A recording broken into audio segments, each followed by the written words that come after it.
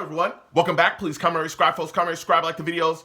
Also, share the videos. I want to thank everyone that does like, watch, and share my videos. You folks are the absolute best. Listen, folks, there's a link tree down below. Has the links to all my social media platforms. Please go down there. Follow me across all my social media platforms and talk to me because I talk back.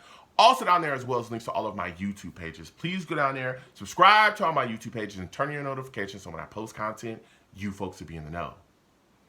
Now, with that said and done and put to the side,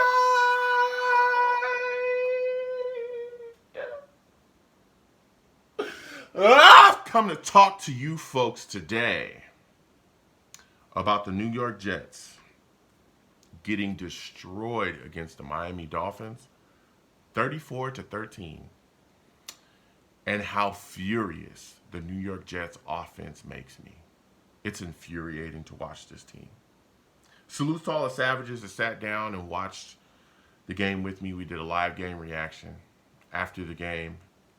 We had a live radio show. You can check that out on my channel as well. This Jets offense makes me want to barf. Makes me want to throw up. It was inept. It was embarrassing. It looked like it wasn't even NFL football offensively that we were out there doing. It looked atrocious. Okay? And you know what's crazy about this? Is that I've been saying for quite a while that everybody that's hopping on the Zach Wilson, it's all Zach Wilson, it's all his fault, he's the reason for everything that's going on bad here with the New York Jets, that those people that have hopped on that train were on the wrong train. I've been saying this for a long time. That the issues with the New York Jets offense are way bigger than Zach Wilson. I've been talking about this. I was called an idiot. I was told I wasn't a Jets fan. I was told that I was a Zach coddler and all this other weird stuff. And I said, no, just wait and see. I had discussions with people. I said, just wait and see. And today we saw. Because Tim Boyle was supposed to be like the savior in everyone's mind. He's the backup quarterback. He's the consummate veteran professional. He knows this offense better than anyone else outside of Aaron Rodgers and Nathaniel Hackett. Said and done. Now Hackett can do everything that he needs to do because he has his man, Tim Boyle, at the helm. Okay. I was told that Zach Wilson takes sacks and that he doesn't understand how to get the ball out quick, and that's why he's getting sacked so much. He's just running around trying to make things happen, and he gets sacked. That's the reason. Tim Boyle, against the Dolphins, was sacked 7 times. 7 times by the Miami Dolphins. I told people this offensive line is not cutting it. We've got injuries that have happened, yeah, whatever. They are not getting guys blocked. That right side in particular, oh baby, Max Mitchell was abused by Phillips all night long. All night long. We saw the exact same stuff that we saw with Zach Wilson at the helm of this offense. The drops, oh, they continued. Garrett Wilson had drops. Other guys were dropping footballs as well. The penalties, they just kept on rolling. The New York Jets had 6 penalties in this game for 60 yards, but the penalties on the offensive side of the ball, the false starts, the holdings, yeah, they were still there. Still there. I was told, hey, without Zach Wilson, the New York Jets would have a better running game. They didn't. They didn't at all. The New York Jets had 29 yards total rushing against the Miami Dolphins. I'm going to say this again.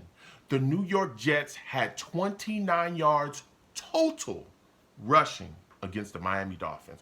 The New York Jets had 50 yards of total offense in the fourth quarter of the game before the Dolphins really just took their foot off the gas. It's insanity. It's insanity. How could the offense look worse? Look worse without Zach in the lineup. The turnovers, they were there. 2 picks by Tim Boyle. One, if you haven't seen the play yet, So before the half, we get an interception by the defense.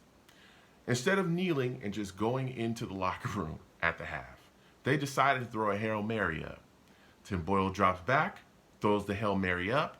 Holland, the Dolphins defensive player, catches the ball, picked off. He runs it back 99 yards all the way to the end zone for a touchdown. Pick six before the half. You cannot make this up. You can't make this up. The other interception came from when the Dolphins were just sniffing everything out. They knew that Tim Boyle, he processes things so fast.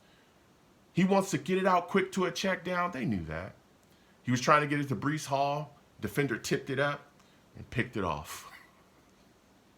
The New York Jets, this offense against the Dolphins, were 0 for 8 on third down conversions. 0 for 8 till late in the game for third down conversions until they converted a third down on the 9th try.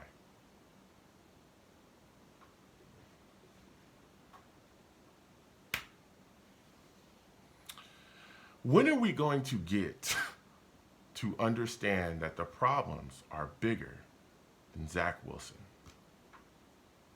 When are people going to realize this? Because I've been talking about it for weeks. Nathaniel Hackett is the biggest problem on this offense, and no one wants to talk about it, but I will. I will. Because I've been talking about how Nathaniel Hackett does not understand how to utilize Zach or call an efficient offense for a while. Tim Boyle knows this offensive playbook through and through. He knows the scheme through and through. He was there with the Packers, right? With Aaron Rodgers and Nathaniel Hackett when they were in Green Bay. He was there. He knows all of this. The play calling looked exactly the same as it would have if Zach Wilson was starting. Exactly the same way. There was no innovation. There was no creative touch. There was nothing. There is nothing that he can't throw. There is nothing he can throw at Tim Boyle that Tim Boyle won't be able to take care of. He knows all the check-ins, the check-outs. He knows all of it. All of it. And the play calling still looked terrible. It was terrible. But you know what's crazy? On the opposite side, the Dolphins, and I hate the Dolphins with every fiber in my being. I hate the coach. I hate the players. I hate Tyreek Hill, Tua, Waddle, everybody. I hate the stadium. I hate the field in the Dolphin Stadium. I hate the field goal post. I hate the people that serve peanuts and pretzels at that stadium. I hate the people that take the tickets at the stadium. I hate the road that is around the Dolphin Stadium because it leads to the stadium. I cannot stand the Miami Dolphins. But Mike McDaniel and his play calling and his offensive packages, his utilization of his weapons are unbelievable. It's unbelievable. Watching our stagnant, trash offense go out there and stink it up, and then watching him go out there with this innovative, motion-filled monster full of speed and precise execution. It's unbelievable. I watched Mike McDaniels put on a clinic. A clinic. His screen game is insane.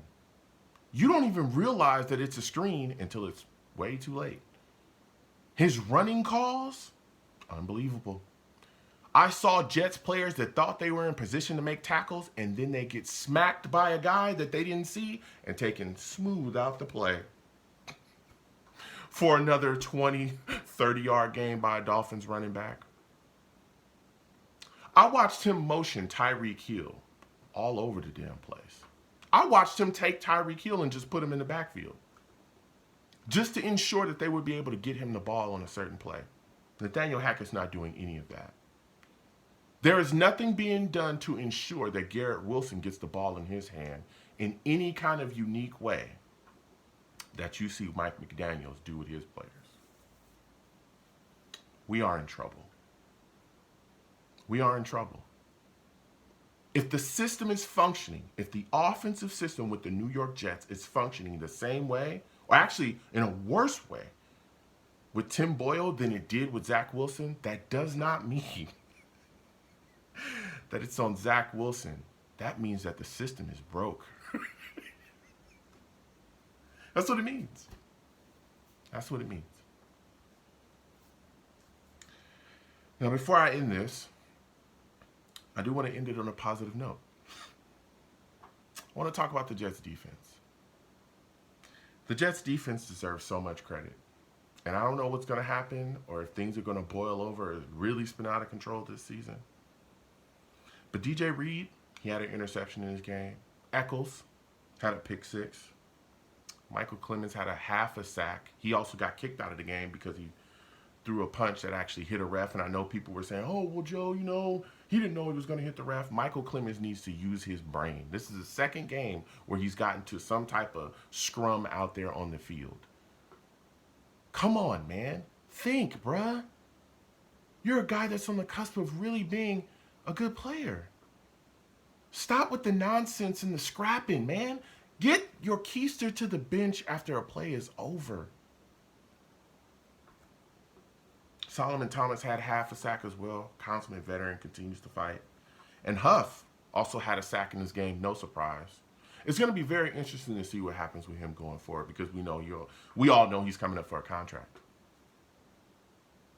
I pray that the New York Jets are going to be able to keep him. But the way that things are looking offensively here, if you're a defensive player and you have any hope and chance of really doing something in this league, why in the heck would you want to stay here? It's going to be very interesting going into this offseason.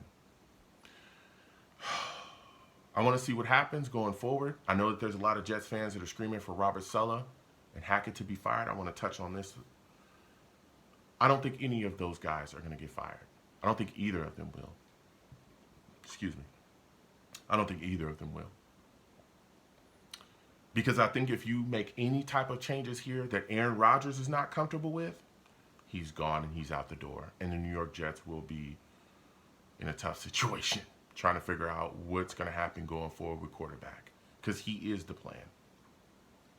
So unless Aaron Rodgers signs off on changes being made along this coaching staff, it ain't happening, and I doubt that it does happen. Keep in mind, if you do get rid of Nathaniel Hackett and you bring in some new offensive coach, this offense is going to have to pretty much learn a whole different offensive scheme, unless he's some type of disciple of Nathaniel Hackett, which I wouldn't know who is.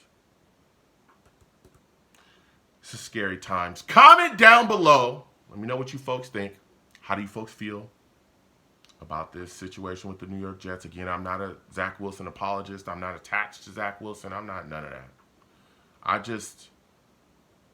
I am just disgusted by what I'm seeing right now from the New York Jets offensive side of the ball. It's awful. Comment down below. Let me know what you folks think. Let's go back and forth. You folks have a good one. Peace.